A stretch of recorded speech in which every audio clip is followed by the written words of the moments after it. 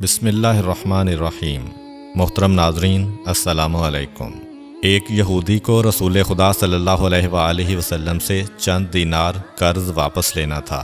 ایک دن آپ راستے میں جا رہے تھے کہ وہ یہودی آپ کے پاس آیا اور اس نے کہا، جب تک آپ میرا قرض ادا نہیں کریں گے اس وقت تک میں آپ کو یہاں سے نہیں جانے دوں گا۔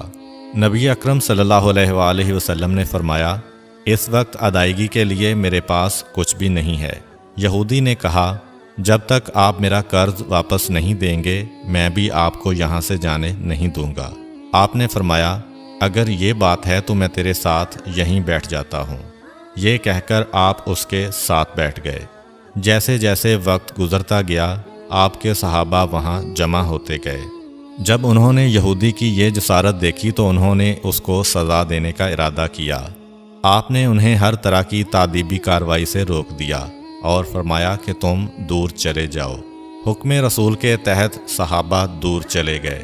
سورج لمحہ بلمحہ گرم ہو رہا تھا اور اس کی تپش سے آپ کو اذیت پہنچ رہی تھی، یہاں تک کہ آپ کے چہرہ اطہر سے پسینہ بہنے لگا۔ اس کے باوجود آپ نے کسی طرح کے غصہ کا اظہار نہ کیا اور کوئی سخت جملہ نہ کہا۔ آپ سارا دن وہیں بیٹھے رہے اور ظہر، عصر اور مغرب و عشاء کی نمازیں وہیں پڑھیں۔ پھر رات چھا گئی۔ آپ نے رات بھی وہیں بسر کی اور فجر کی نماز بھی وہیں پڑھی۔ صحابہ یہودی کو ڈرانے دھمکانے لگے۔ آپ نے فرمایا، تم اس سے یہ کیسا سلوک کر رہے ہو؟ صحابہ نے کہا، یا رسول اللہ، اس کی یہ جرت کہ آپ کو یرغمال بنا کر اپنے پاس بٹھا لے۔ آن حضرت صلی اللہ علیہ وآلہ وسلم نے فرمایا، اللہ نے مجھے اس لیے نہیں بھیجا کہ میں کسی ہم پیمان یا کسی اور پر ظلم کروں۔ جب دن چڑھا تو یہودی نے کلمہ اسلام پڑھتے ہوئے کہا، اشہد ان لا الہ الا اللہ و اشہد ان محمدً عبدہ و رسولہ۔ میں اپنی دولت کا ایک حصہ راہ خدا میں دیتا ہوں۔ میں نے آپ کو اس لیے نہیں روکا تھا کہ میں آپ کی توہین کروں۔ اس ذریعے سے میں آپ کے پیمانہ صبر کو آزمانا چاہتا تھا، کیونکہ تورات میں میں نے آپ کی یہ صفت پڑھی ہے، محمد بن عبداللہ مکہ میں پیدا ہوگا اور طیبہ کی طرف ہجرت کرے گا۔ وہ تندخو اور سخت مزاج اور بیہودہ گوئی کرنے والا نہ ہوگا اور کوئی جھوٹی بات زبان سے نہیں کہے گا۔ اس طرح سے میں نے آپ کو یہاں رکھ کر اس بات کی تصدیق کی ہے کہ تورات نے بالکل سچ کہا تھا۔ رسول اکرم صلی اللہ علیہ وآلہ وسلم مبعوث برسالت ہونے کے 3 سال بعد تک خفیہ طور پر دعوت اسلام دیتے رہے۔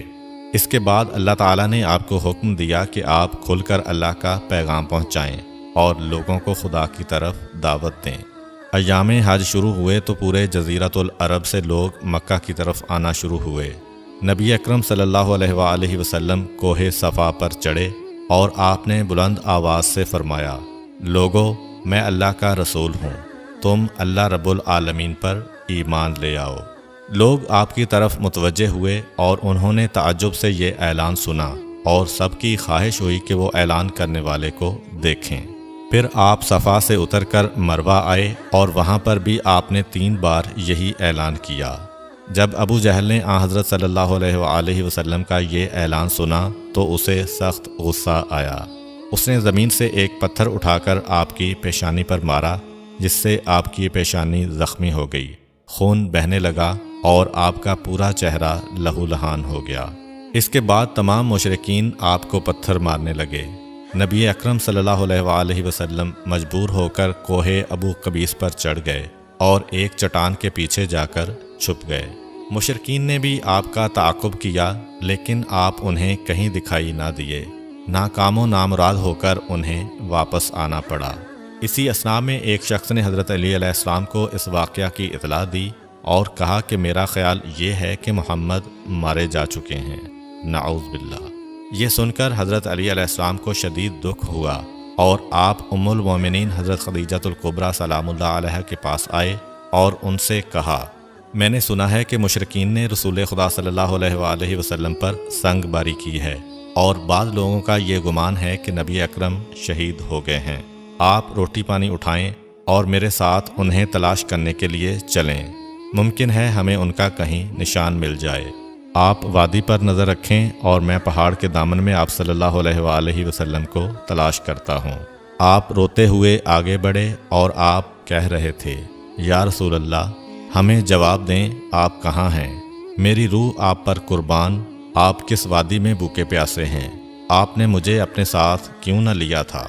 حضرت خدیجہ رو رو کر فریاد کر رہی تھیں، کوئی ہے جو نبی مصطفیٰ کی مجھے خبر دے؟ کیا کسی نے انہیں دیکھا ہے جو مجھے ان کے متعلق بتلائے؟ اس وقت جبریل امین علیہ السلام رسول خدا صلی اللہ علیہ وآلہ وسلم پر نازل ہوئے۔ ان کے پیچھے ملائکہ کی بہت سی صفیں تھیں۔ انہوں نے آن حضرت صلی اللہ علیہ وآلہ وسلم سے کہا، خداوند جبار نے ہمیں آپ کے فرمان کی تعمیل کے لیے بھیجا ہے۔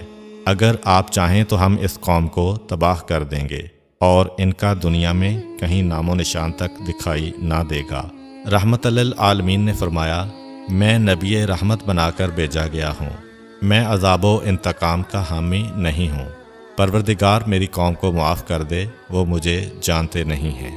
جبریل امین علیہ السلام نے آن حضرت صلی اللہ علیہ وآلہ وسلم سے کہا، خدیجہ سلام اللہ علیہا آپ کو تلاش کر رہی ہیں۔ خدیجہ کے رونے نے آسمان کے فرشتوں کو رلا دیا ہے۔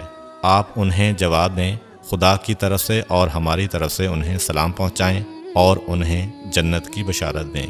نبی اکرم صلی اللہ علیہ وآلہ وسلم نے خدیجہ و علی کو صدا دی اور انہیں اپنے پاس بلایا۔ دونوں شخصیات آپ کی خدمت میں حاضر ہوئیں۔ انہوں نے آپ کی پیشانی پر پٹی باندھی اور گھر لے آئے۔ جب مشرکین کو معلوم ہوا کہ نبی اکرم صلی اللہ علیہ وآلہ وسلم اپنے گھر آ چکے ہیں تو انہوں نے گھر کا محاصرہ کر لیا اور سنگ باری شروع کر دی۔ حضرت علی علیہ السلام اور حضرت خدیجہ سلام اللہ علیہا آپ کا دفاع کرنے لگے۔ جب سنگ باری میں معمولی سا وقفہ ہوا تو حضرت خدیجہ گھر سے نکلیں اور انہوں نے چیخ کر کہا، فرزندان قریش، کیا تم سے حیا رخصت ہو گئی ہے؟ تم اپنے قبیلہ کی معزز اور محترم خاتون کے گھر پر سنگ باری کرنے لگے ہو۔ اگر تمہیں خدا کا خوف نہیں ہے تو دوسرے لوگوں کو اپنے اوپر ہنسنے کا موقع نہ دو اور اپنے لیے ہمیشہ کی ذلت و بدنامی تو نہ خریدو۔